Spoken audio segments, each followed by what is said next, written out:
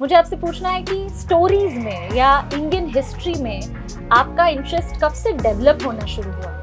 समय ख़राब था अपनी पर्सनल लाइफ में और डिप्रेशन से गुजर रहे थे। सुसाइड अटेम्प्ट करने की कोशिश हो चुकी थी। मैं हिंदू हूँ, मैं प्राउड हिंदू। 2014 से जो समय बदलना चालू हुआ है, ये 250 साल तक अब बेहतरी की ओर बढ़ेगा। I am a full time house husband, part time author, screen writer, poet and lyricist. ये मध्य प्रदेश के सतपुड़ा के जंगलों में ऐसे बच्चे पकड़ाए हैं जिनको भेड़िए पाल रहे थे। ये सच है। सिलेबस की के 2-4 चैप्टर्स कम पढ़ लीजिए। नहीं, मैं सीरियस हूँ कि आप अपने सिलेबस में जो पढ़ते हैं वो सब काम आए, जरूरी नहीं कि जंगल जंगल बात चलिए। पता चला है चड्डी पहन के फूल खिलाया। ये जो लेखक थे ना, ये गुलजार साहब थे। यस।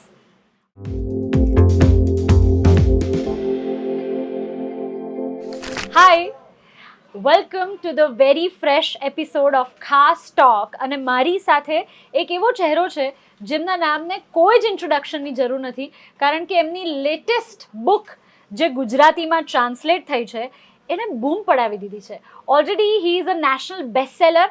અને અક્ષત ગુપ્તા જ્યારે આપણી સાથે હોય ત્યારે મારા મગજમાં એટલા બધા સવાલો આવી રહ્યા છે that I cannot hold myself back.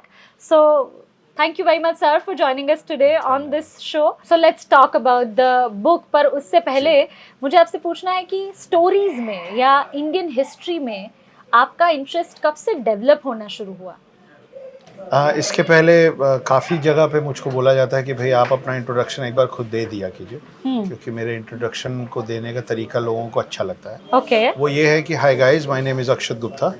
I am a full time house husband, part time author, screen writer, poet and lyricist. लिखने की शुरुआत हुई 2014 में, 2014 में।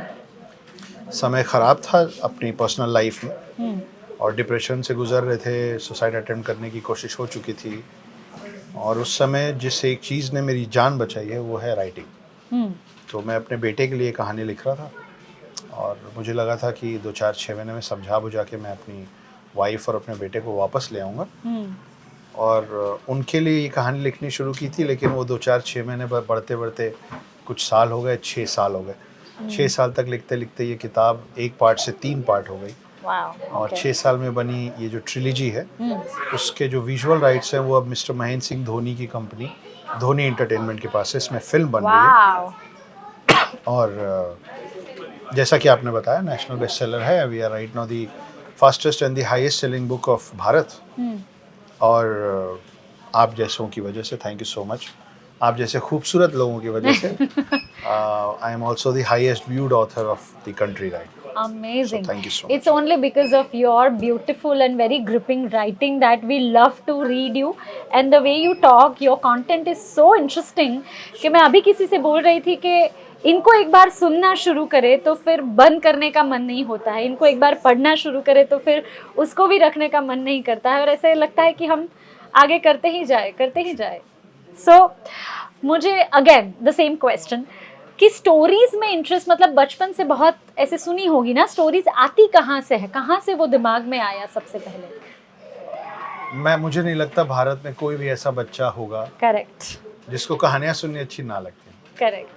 आपका जिस भी सब्जेक्ट में, जिस भी जॉनर में इंटरेस्ट होता है, वो जॉनर की कहानी आपके पास ठहर जाती है। It stage with you, rest you forget. Correct. मैं हिंदू हूँ, I am a proud Hindu, जिसकी वजह से ये सब जो कहानियां हैं जो मैंने इस किताब में भी गढ़ी हैं या मिक्स की हैं, तो मोटा मोटा तजुर्बा जो है कहानी का वो ये है कि एक अघोरी है जो 2020 में पकड़ में आया है, जो ये कह रहा है कि मैं ना, मेरी उम्र बढ़ती है ना मैं मरता हूँ, मैं चारों युग जी चुका हूँ, मैं सतयुग से देवभूमि भारत में हूँ और मैं अब कलयुग में पकड़ में आया हूँ। तो अब जब आप चारों युगों की बात कर रहे हैं तो फिर आप 7 चिरंजीवियों की बात कर रहे हैं जो अलग अलग युगों में आए हैं, फिर आप दशावतार की बात कर रहे हैं जिसमें से 9 आ चुके हैं, 10वें कल्कि हैं। हाँ. तो ये सारी चीज़ आप थोड़ा बहुत आपको पता होता है। फिर जब आप किसी किताब पे बैठना शुरू करते हैं, लिखना शुरू करते हैं, तो रिसर्च करते समय आपको और बहुत सारी ऐसी चीज़ें पता चलती हैं जो अब आपको घर की कहानियों में, अगर आप हिंदू परिवार में पल बढ़ रहे हैं तो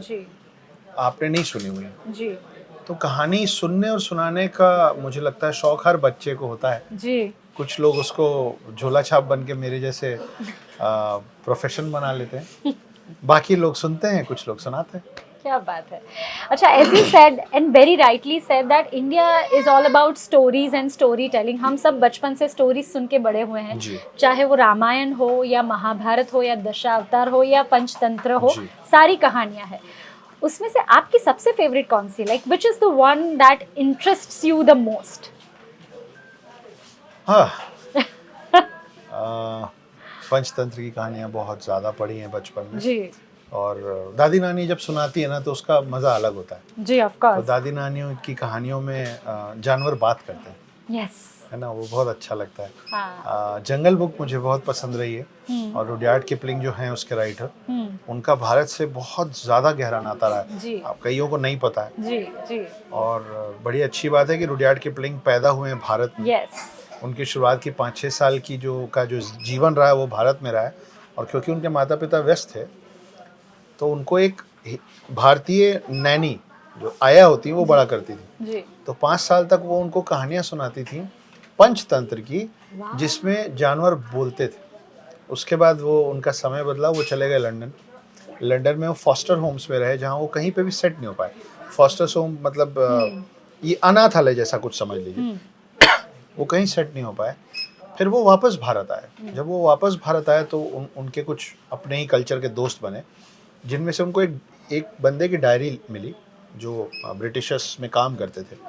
और वो उस कहानी में मतलब उस किताब में लिख रहे थे अपना एक्चुअल एक्सपीरियंस. और उसमें वो लिखे थे कि मध्य प्रदेश के सतपुड़ा के जंगलों में ऐसे बच्चे पकड़ाए हैं जिनको भेड़िए पाल रहे थे. ये सच है. तो उनको बात करना नहीं आता है, वो 4 पैर में चलते थे, लेकिन वो थे इंसान के बच्चे जो जिनको भेड़ियों ने बड़ा किया था. तो रुडयार्ड किपलिंग ने 5 साल की उम्र में सुनी पंचतंत्र की कहानियों को, उनके खुद के एक्सपीरियंस को कि वो फॉस्टर्स होम्स में सेट नहीं हो पा रहे थे जी. और ये जो बात थी कि भेड़ियों ने एक बच्चा पाला है, ये सबको मिला के उन्होंने एक किताब लिखी जिसका नाम है द जंगल बुक.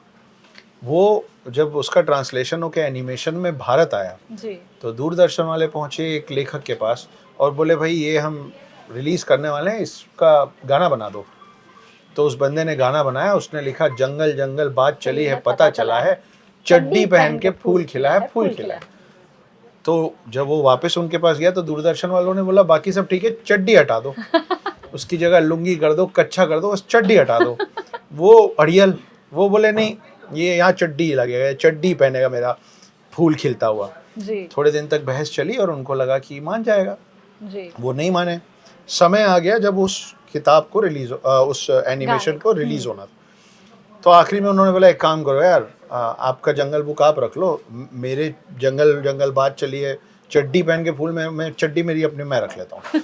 अब उनके पास समय नहीं था एक नया गाना तैयार करने के लिए, इसलिए उन्होंने रिलीज कर दिया वो कि जंगल जंगल बात चली है पता चला है, चड्डी पहन के फूल खिलाया फूल खिलाया. ये जो लेखक थे ना ये गुलजार साहब थे. यस. और उसके कंपोजर थे विशाल भारद्वाज जिसके कंपोजर थे. तो हाँ, पंचतंत्र से कोई अछूता नहीं है. हाँ, सब मतलब जुड़े हुए हैं. बहुत बहुत अमेजिंग बात. और मेरी कहानी में भी एक जानवर है जो बात कर रहा है. ओह, सब वो क्या है? उसके लिए आपको ये गुजराती का ट्रांसलेशन द हिडन हिंदू जो कि अभी अभी लॉन्च हुई है उसे पढ़ना पड़ेगा. मुझे बात करनी है फ्यूचर इंडिया के बारे में. लाइक जैसे आपने बोला कि हम बचपन से बहुत सारी स्टोरी सुनते आए हैं, वो हमारे आसपास, पर अब मुझे ऐसा लगता है, this is my personal observation, that youth of today they read very less as compare to what our childhood was. तो आपको क्या लगता है उनका रीडिंग में इंटरेस्ट बढ़ाने के लिए हम क्या कर सकते हैं? उनका रीडिंग में इंटरेस्ट बढ़ाने के लिए हम उनको पंचतंत्र की कहानियां बचपन में दे सकते हैं. हाँ, उनका रीडिंग का इंटरेस्ट बढ़ाने के लिए हम उनको अमर चित्रकथा की कहानियां बिठा के सुना सकते हैं. तो जो हम लोग हैरी पॉटर और लॉर्ड ऑफ द रिंग्स की तरफ गए हैं जी, बुराई उसमें भी नहीं है, बहुत अच्छी कहानियां हैं, बहुत कुछ सीखने को और समझने को मिलता है.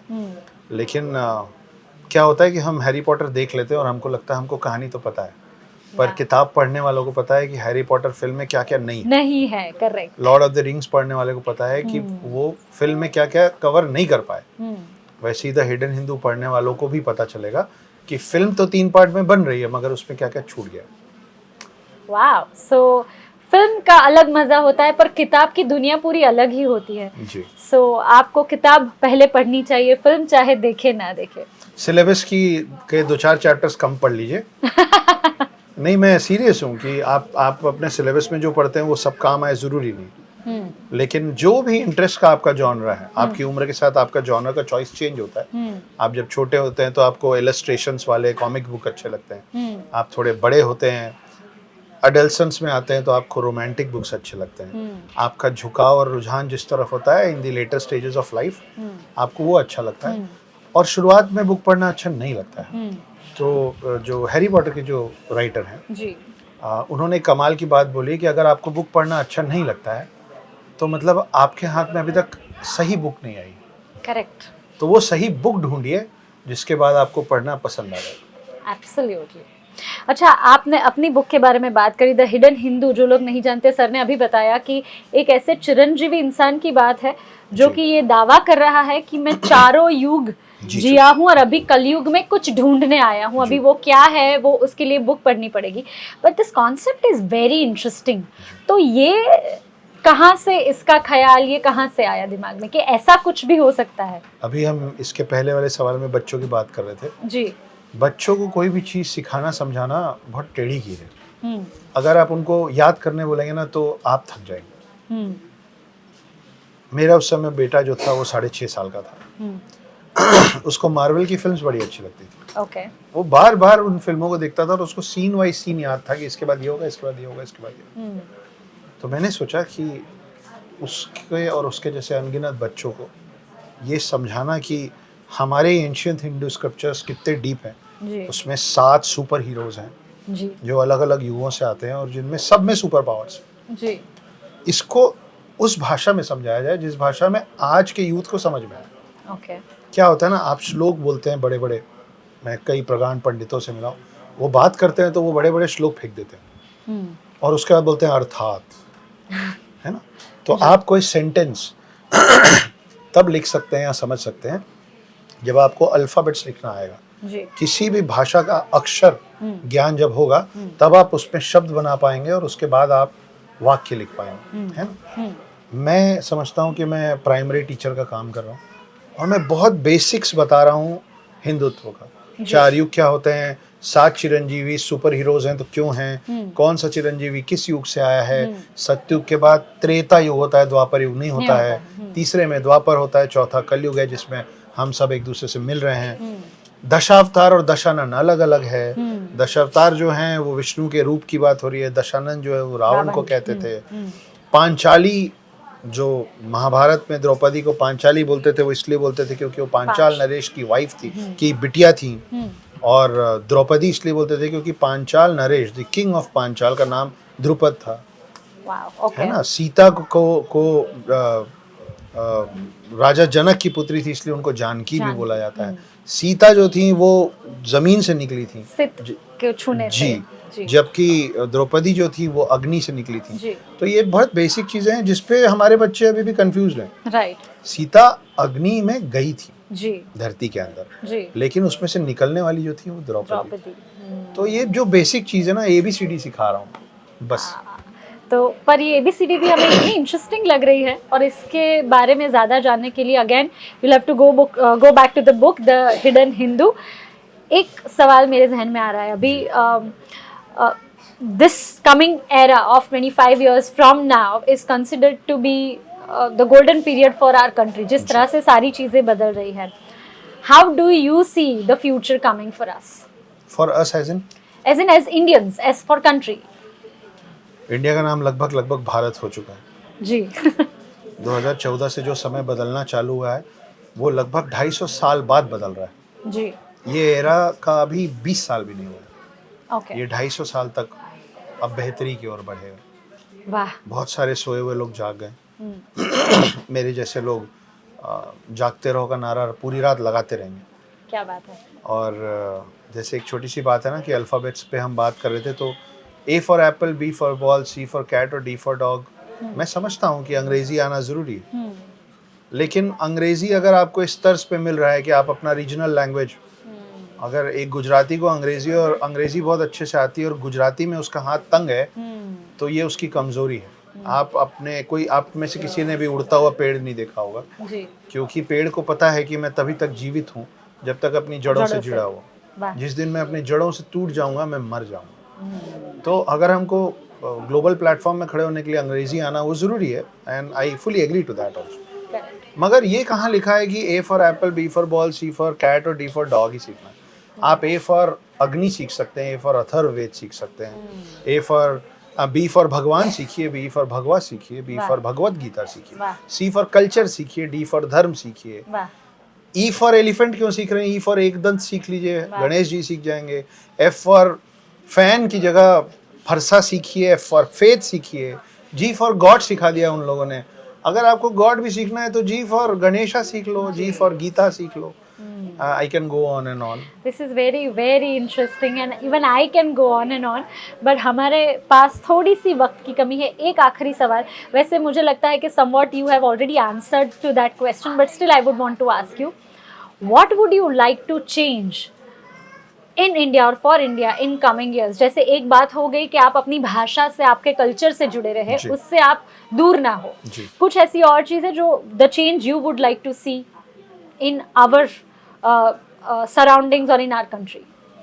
वैसे तो बहुत सारी चीज़ें, क्योंकि सुधार की गुंजाइश कभी ना देश में, ना शहर में, ना इंसान में ख़त्म नहीं होती। You always have a margin to improvise.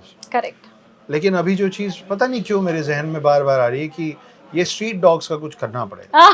I fully agree to that. ये street dogs Can't agree more. अगर मैं कुछ बदलने का मादा रखूंगा तो मैं, जैसे डीमोनेटाइजेशन एक दिन अनाउंस हो गया था ना कि आज रात 12 बजे से, तो वैसा मैं कुछ ऐसा कर दूंगा कि 1 महीना दे रहे हैं आपको, जितने डॉग लवर्स हैं जो रोड पे पार्ले जी खिला रहे हैं वो पट्टा बांधे और अपने घर ले जाएं, क्योंकि उसके बाद जितने स्ट्रीट डॉग्स रोड पे मिलेंगे उनको मैं फिलीपींस या चाइना को बेच दूंगा। Okay, that is really bold हम गुजरात में हैं, एवरीथिंग शुड बी बिजनेस। वाह। मैं उसको इंपोर्ट कर दूंगा, मैं उनको बेच दूंगा। अब वो उसका क्या करते हैं वो मेरा लुकआउट नहीं है, मगर हर कुत्ते पे पैसा आ जाएगा कम से कम। यहाँ कुत्ते ग्रुप बना के काटने लग गए हैं, बताइए। हाँ, you're so right. इंसान कम है काटने के लिए। मुझे एक अभी काटा है थोड़े महीनों पहले और मैंने बहुत सारे इंजेक्शंस लिए, so I know I am a victim. But thank you very much, sir, for joining today over here in this special conversation. And before we leave, ये मेरा कॉपी है और I want you to sign this copy for me. So if you can please. Ma'am बोलना चाह रही थी कि ये मेरी कॉपी है, but it's okay. I am really sorry. ये मेरी कॉपी है. પણ હું ગુજરાતી બહુ શુદ્ધ અને ચોખ્ખું સરસ બોલી શકું છું. હિન્દીમાં કદાચ કોક વાર ક્યાંક चलता है ભૂલ થઈ જાય. पेन हाँ, मेरे पेन। बैग में है मेरे बैग। तो अभी ये चालू है ना, मैं कुछ कह सकता हूँ? जी। आप सब लोगों से बहुत सारा प्यार पूरे देश भर में मिल रहा है। अगर आप लोगों ने मेरा इंटरव्यू, ये वाला या कोई भी पॉडकास्ट सुना है और आपको पसंद आया, तो मैं आपको एक चीज़ का वादा करता हूँ कि आपको ये बुक भी निराश नहीं करेगी और बोर नहीं करेगी। तो अगर आप पढ़ते हैं तो आप ज़रूर पढ़िए, अगर आप नहीं पढ़ते हैं तो मुझे इस बात का सौभाग्य दीजिए कि ये आपके जीवन की पहली किताब बने, आपको दुख नहीं होगा। सरस छे, બહુ સરસ છે. Well, thank you very much, sir, once again for Thank you so joining much. us today on the show. Radio